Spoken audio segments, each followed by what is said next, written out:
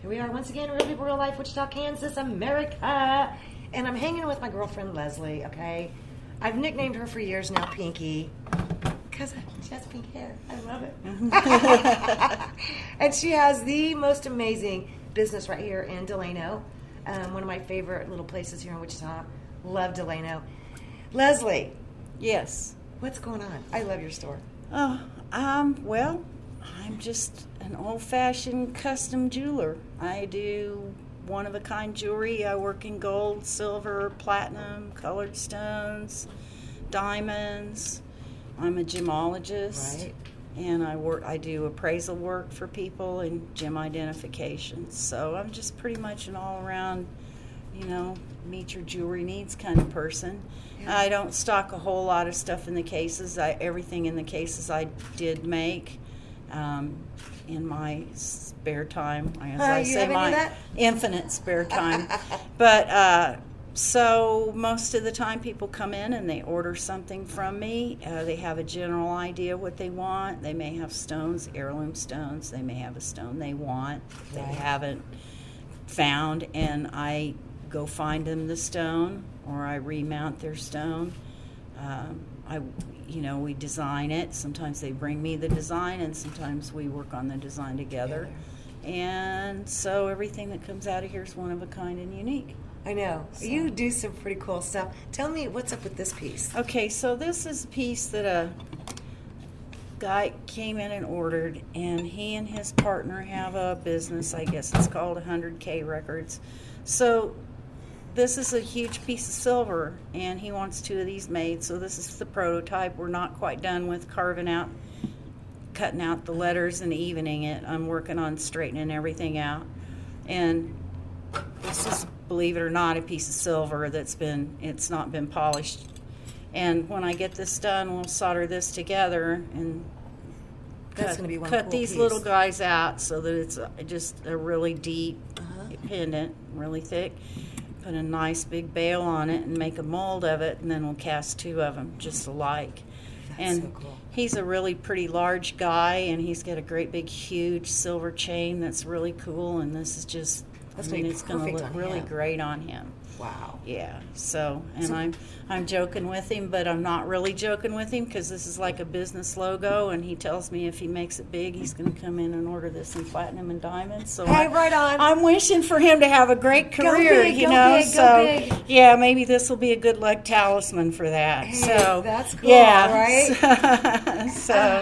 And so this is just the current project I'm working on. Here's a little piece of gold that came in, and it's sentimental gold. It came from a wedding band and another piece of jewelry that was the guy's dad, and it's going on a silver chalice because he's getting ordained into the priesthood, and he wants this piece of gold put on it on the chalice. That's so cool. Getting ready to set 3 diamonds on it, and it's really, so this is sentimental gold and sentimental diamonds. So that's kind of what I do. You keep treasures alive. Yeah. The best part you make treasures. Yeah, the best part of the jewelry business is that the jewelry isn't just jewelry. Mm-hmm. I mean, I mass marketed jewelry doesn't appeal to me because everybody's got the same thing. And if you've got a diamond that's been in the family since 1800, it's been in 10 different rings, or 3 or 4, like that one. Yes. And to me, it's just sentimental. Yeah, it's means sentiment. And I just kind of hope a lot of the pieces of jewelry I made live, way, way, way past me. I'm hoping. Yeah, they will. Great craftsmanship, honey. They will. Yeah. They will. Yeah, but I see what you're saying. Because this wedding band was actually my Aunt Norma's, and she bought it in Alaska. Mm-hmm. And then when I inherited it, we put the extra bands around it. Right. Just to make it different. Yeah. So if somebody has a piece, a regular store-bought piece or whatever, they can bring it to you and go, hey, let's get creative. We can alter it. We can take the stones and make something else out of it. We can recycle the gold. We don't have to use it. have an in-store refining unit, so if you bring in white and yellow and rose and all mixed carats and stuff, I refine it back to the 24 karat and re-alloy it, so I can magically turn yellow gold into white gold, etc. So cool. Just bring broken chains, half a set of earrings. You ran over one earring, and you've got one that's good and one that's flat. Right. You know, and That's my I note. mean, chains that, you just turn them into something else. And the chain may be worth $20 scrap, but by the time you put it in a mounting, you saved yourself Right. $60 or something. Right. Like, you've saved yourself paying for the material plus the labor and all of that kind of of the material. So, Now you do classes. You do classes. right. Here. Tell me about the classes. Well, I teach a Monday night class, and it's kind of an independent study class. And I have 6 benches, and right now I have 6 students. So, I mean, if I add students, I'm going to have to figure out how to put more benches in here. Right. But everybody's on their own little jewelry journey. I've got two students. I've got two students that I've got 2 students I've had literally almost 20 years. I mean, I started teaching out at the Center for the Arts back when it was over on Central. I guess it's kind of still is, but it's moving. And then we moved to my store for the summer one time because they weren't having classes, and then we just never kind of went back. And so I've had some people come in and work for a couple of classes and get something made, and right now everybody seems to be coming back. I've had some of them stay for a bit. Yeah, one of them's real new. She's been to the class maybe 4 times, but she's already on her way to making a pretty cool ring, and Really? the other students are really cool with her too because they kind of help her out too. Right. I mean, I teach her, but they help me teach. It's a Right. lot of fun, and it's we just do it on Monday nights at this point. But This is so cool. yeah. So on Monday nights, people can just come down here and make jewelry. Are they buying their supplies? I mean, Yeah, they have to get their own hand tools and their own supplies. I can help them do that. And, if you buy everything you possibly need to make jewelry, you're going to spend several $1,000s in tools. But when you start out, you need a couple pairs of pliers and a saw. And, I've got the big heavy equipment. You just need enough that you can, the tools that you have to make your own, that you have to get used to, you need to carry back and forth. And then your next project, you add a couple of different things. Okay, so you've got some pliers that you need. Pretty soon you've got a box full of jewelry supplies and tools, and you've got all these projects going, and you've inched your way into it, and like Deb and Christy, you've been making jewelry since the 80s, and everybody in your family's got some awesome piece of turquoise and silver jewelry or something, right? Wow. So, What is this little thing right here? this is a bench pen. This is just where I work. Right. I mean, it's got notches in it so that when I saw, I can get down into the cracks and crevices. Look at that little This saw. goes, this is a my real gosh. tiny saw blade. So, and I'll give a shout out to GRS in Emporia, Kansas. They invented this thing. Really? Yeah. So Right here in Kansas. Yeah, right here in Kansas. They're pretty genius when it comes to bench tools and How stuff old like is this that. piece? Oh gosh, I've had this bench made for a long time. Is that like since the is 80s? that your favorite one? Yeah, I've got several different bench pens that are carved out for different projects. Okay. And this will come out. So, Wow. So, but this, for sawing, this has got a deep cut in Oh, I it, see, so that right. when I put this in here like this and start sawing, I can work. Oh, I see. Yeah. Oh, that's way cool. So, yeah. Okay, that makes sense. Yeah.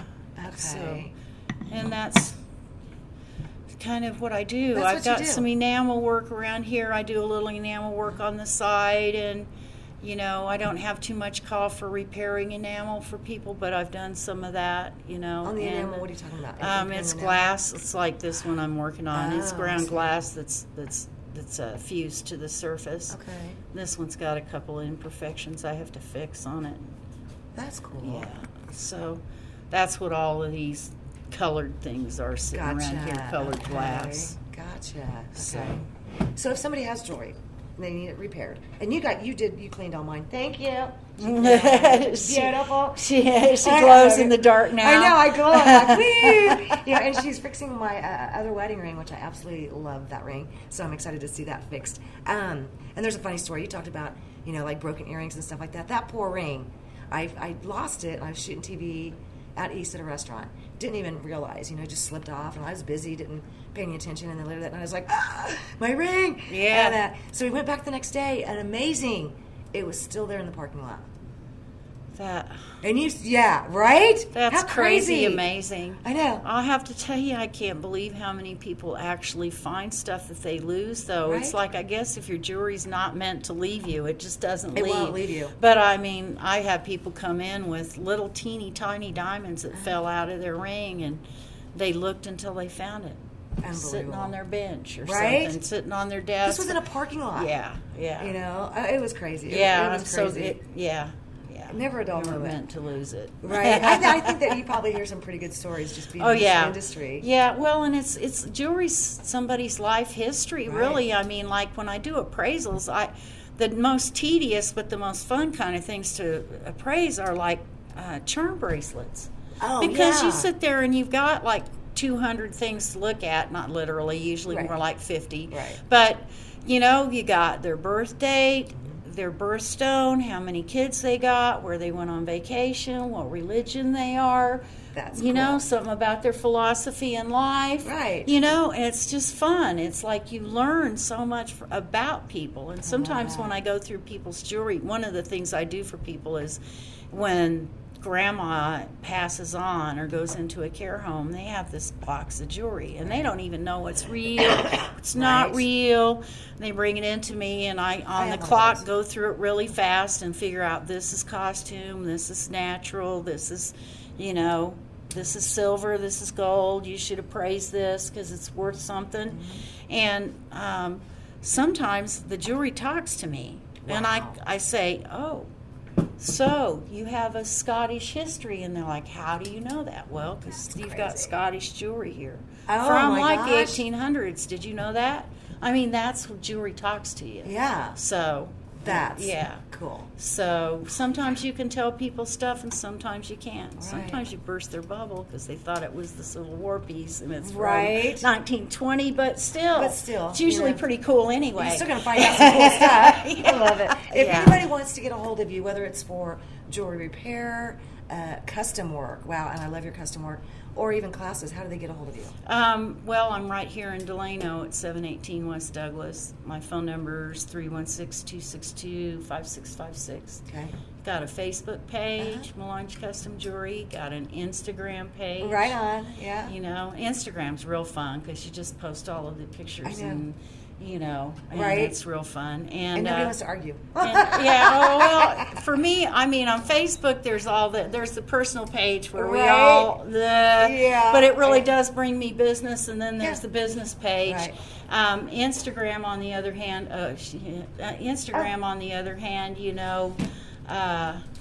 for me, all I follow is other jewelers. I know, right? Yeah. Like, I've got a gal that was my student that actually went to school, became a GG, has a little business in Chicago. I love following her. It's really fun. We're constantly liking each other's jewelry. See how cool is that? Yeah. So you just follow truly what you're interested in. Yeah. I like that about Instagram. Oh, these are beautiful. Oh my God. Look at these different stones. Yeah. So you don't know then when you're going through, your old jewelry boxes, what you have. You don't know. So it is a good idea to bring it to you and let you, speak to it, let it speak to you. Yeah, and find out what it is to a physical certainty, and sometimes what it is just tells me where it came from. Right. And so if you've got a really, really old piece of jewelry, you may think it's a natural stone, and I may tell you it's not, but it's still got a cool story. Right. And you need to know. Yeah, you do. And sometimes people have, and I mean it happens a lot, people have a whole pile of jewelry, and they have like a platinum and diamond ring in with their rhinestones because that thing pops like a piece of glass with foil on the back of it does. to an uneducated eye, especially when they're sorting through stuff and grandma threw it in there. Right, yeah. Right, so sometimes I pull out something out of the box that's worth spending maybe $100 or $200 or $300 for me to spend a few hours sorting through it. Right. You know, I want to ask you something, because I do believe this. You know, you see these places that, well, they say they're going to buy your gold and silver and all that. The thing I think is sad, though, is when people take their family's jewelry, their rings, their watches, their necklaces. I mean, all that memory, and all those wonderful things. They take it there, and they don't care about that stuff. They don't care about any of that. Am I right? No, they just melt it down and scrap. Yeah. Which, if you're desperate, I mean, your gold is your asset. You can, if you're hungry, you can feed yourself with grandma's gold ring. Yeah. But it's basically kind of like, I got a $10,000 car and I scrap it, and all I get out of it is a couple $100 for maybe some platinum out of the catalytic converter, right? Right, that's it. But in terms of having another piece of jewelry made with it, well, you've got hundreds of dollars worth of assets that you don't have to spend on. You're buying labor with me, maybe what additional things you need. Right. And I've had lots of people come in here and spend $500 to $1,500 on labor. Right. And mount a whole bunch of stones, and then I do the appraisal, and they walk out here, and the ring's worth $20,000 because they pulled all that stuff together. And and there's the craze. There's always the inclination when the price of gold goes up to dig through all that stuff and go, well, I'll never use this broken chain. I don't need this. I don't need that. Right. But you're selling off your assets, and if you're not hungry, don't do it. There's no reason to do that. I agree. So people came in here a lot when the price of gold soared up to $2,200 and they wanted to sell stuff, and I'm like, are you desperate for money? Right.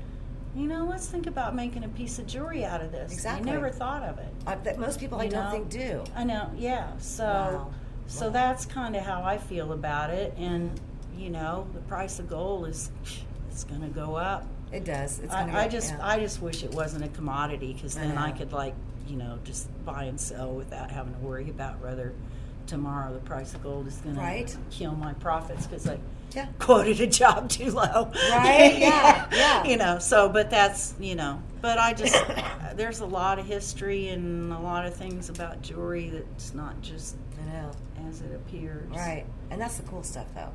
Yeah. That you get to see. Yeah. Because you get to learn all of it and see all of it. And I just love how this jewelry talks to you. That just made my day. And so, and I love people. So that's part of why I love what I do. I mean, how can you get to be creative, and you get to hang out with people that are really creative too. And I know, right? And you get, and she's in Delano. Yeah, I love Delano. Delano. How cool is that? I love it. We're going to come back in just a little bit with some more really totally cool, awesome Delano folks. We'll be right back. Real People, Real Life, Wichita, Kansas. Thanks a bunch. America. I love you. Thanks, girlfriend.